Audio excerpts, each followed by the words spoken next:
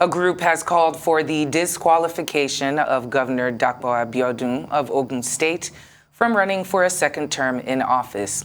The group, in a petition to the national chairman of the All Progressives Congress, Senator Abdullahi Adamu, cited 3 grounds which should make the party deny the governor for a second term ticket. Joining us now is the legal representative of the Coalition of Ogun State Students and Youth, Adeyemi Giwa, the group that are calling for the disqualification of the governor, Prince Dapo Abiodun, from running for a second term. Good to have you on Newsday, and thank you for joining us this afternoon. Thank you very much as well. Thanks for doing a human job in this station. We enjoy the balanced news, information you're dishing out to the public, and kudos to the organization. Thank you. Thank you for that, sir. So we've heard about the petition. Can you tell us more about what exactly you want? Yes. Like you have said earlier, the petition is grounded on 3 grounds. And then the acronyms for that organization is HOTSE, Coalition, just like the HOTSE. Well, we have seen some document emanating after the election of the governor that will make warrant is not being selected again.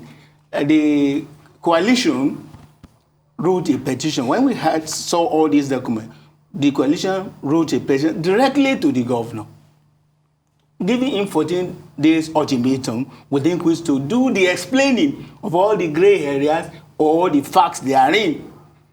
The petition was copied to the House of Assembly, but the 14 days elapsed. Thereafter, one of them, who is very aggrieved about it, escalated the petition to the national headquarters of the party. Our national chairman, see what is going on. We don't want this disaster to befall the party in Ogun State. Do it for us. So we are now saying that, okay, the headquarters of our party should look at all these petitions, consider it, and see the reasons why the governor should not be represented. That's what formed the fulcrum of our petition. And then, if I should go step by step, one, we are anchoring it on the fact that, okay, the governor has lie on hold. There are a lot of discrepancies in the information given by the governor then in this form. And lastly, there are a lot of concealment. And going by authorities that have already been dished out in the appellate court, Court of Appeal, Supreme Court, they are saying all those things form the basis of which somebody should be disqualified in that process. One, we have documents here, certified document paper for the governor in 2015 and 2009, signed by the same person. Documents don't tell lies.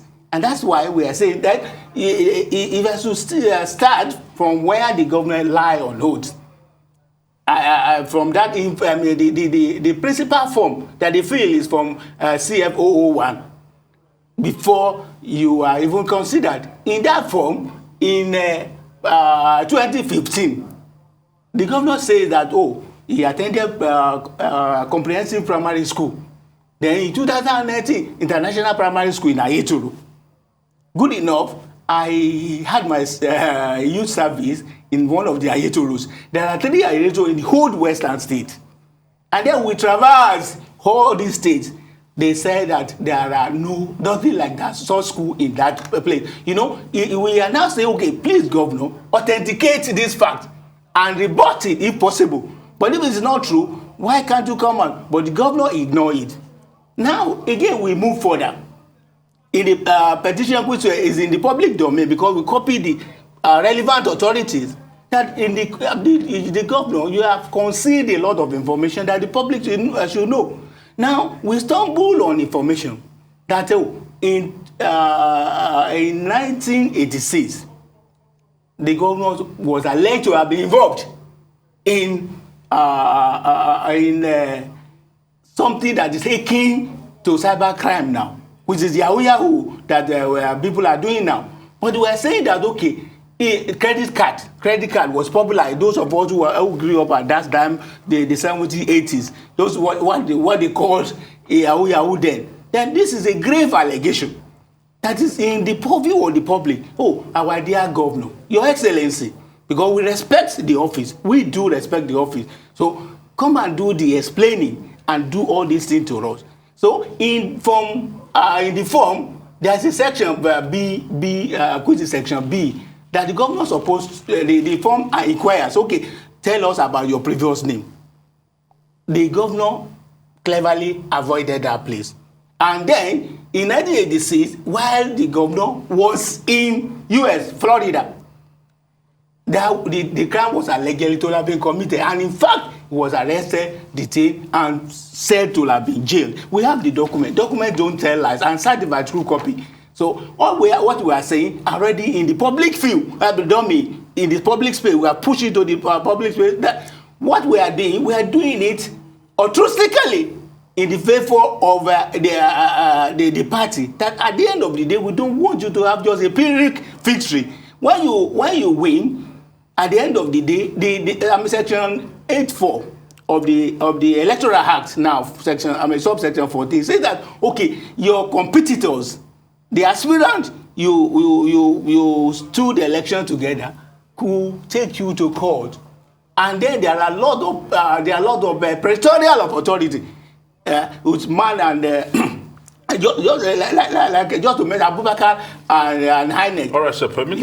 Would you permit me to comment at this point? Yes. Because a particular Rashid Sanusi of the Ogun Progressive Agenda have said that the people sponsoring you are sore losers who tried to probably get tickets in the APC, failed to do that, and are now trying to use other means, backdoors, to ensure they knock out Dapo Abiodun, because they know that if it comes to the primaries, they might not stand a chance. Yeah, that's idle accusation. I'll call it idle accusation, in the sense that is deviating from the real issue. What is the issue? That you are involved in crime, and crime does not have a limitation period. Come and defend yourself. So how would that have brought up in the allegations that are contained in the document? So saying that is a clever way or idle way of dodging away from the truth. The truth of the matter is that heavy allegations, weighty allegations, of committing heinous crime in the land, then you are aspiring to be number one position of a state consisting of not less than 6 million. People must, ask questions. They also call it to question the timing of this, because they're saying that from what you've said, some of these documents have been in the public domain, in the public space for quite a while right now. You've cited that. Is there any of these documents a recent development? Yes. The information that we had in 2015 was not as harmful as what we have now. Okay. And then if we could find this way in 2015, we don't want this same thing to repeat itself. Now that we have better documents. In fact, in law, you can even say, better affidavit. Go and swear into a better affidavit. An advancement of what you have done. And that's what we are doing. So we are doing that for the sake of Ogun State, for the sake of Nigeria. The public are watching. And at the end of the day, like I said, there's nothing that's happening now that has never happened before. The case of Usman and Modibo have said that the APC is going to eventually lose if they go to court. And then the court is an arbiter.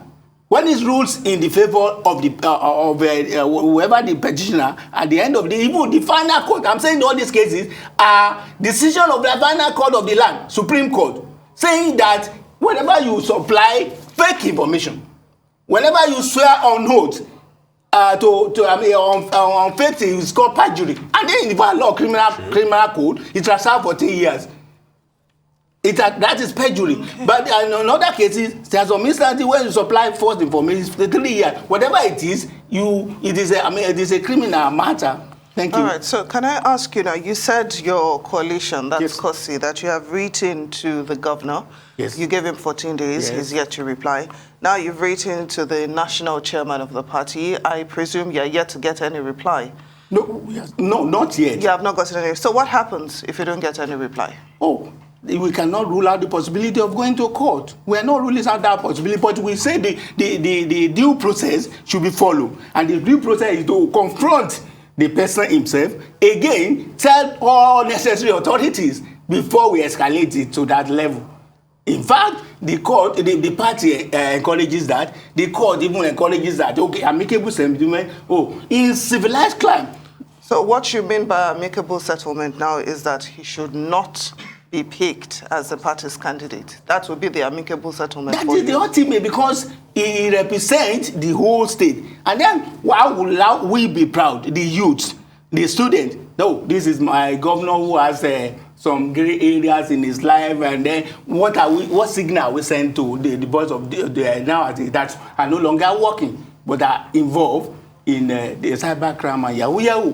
So that's our point. And if at the end of the day the court says no, well, if you say you're doing this for altruistic purposes, how about the fact that he has ruled Ogun State for 4 years under what you call alleged false information? Are you not concerned about that? Because it seems right now all you're just fighting for is for him to be dropped as a candidate of the APC, which, would make some people question the motive for what you're doing. Whatever the motive, we should be commended.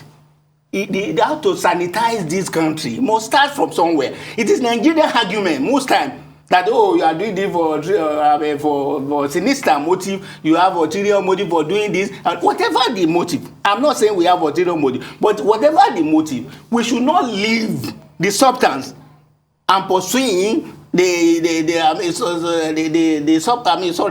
other things that are not relevant. What every Nigerian should be concerned that are these weighty allegations true? And then we have tried as much as possible to have documents, even from Miami and Kora Cable, that the governor was tried by then. He was actually arrested. Then again, like I said, the name he was buried that time was Sean Michael Davis. And now we want to know what is the difference between the two. And that is our concern. Barrister, yes. Let me just ask you one question. A lot of Nigerians are probably thinking right now, the authenticity of the documents. Can you verify the authenticity of these documents? Because we do know, just like my colleague said, when it comes to political season, a lot of discussions come out, a lot of allegations, and we all just want to make sure that we are looking at certified real documents and not just throwing everyone into chaos. Honestly, I wouldn't be involved in anything that will tarnish the image of a co-comparator. But in a way, certified true document is like the original itself. Okay. And they are verifiable.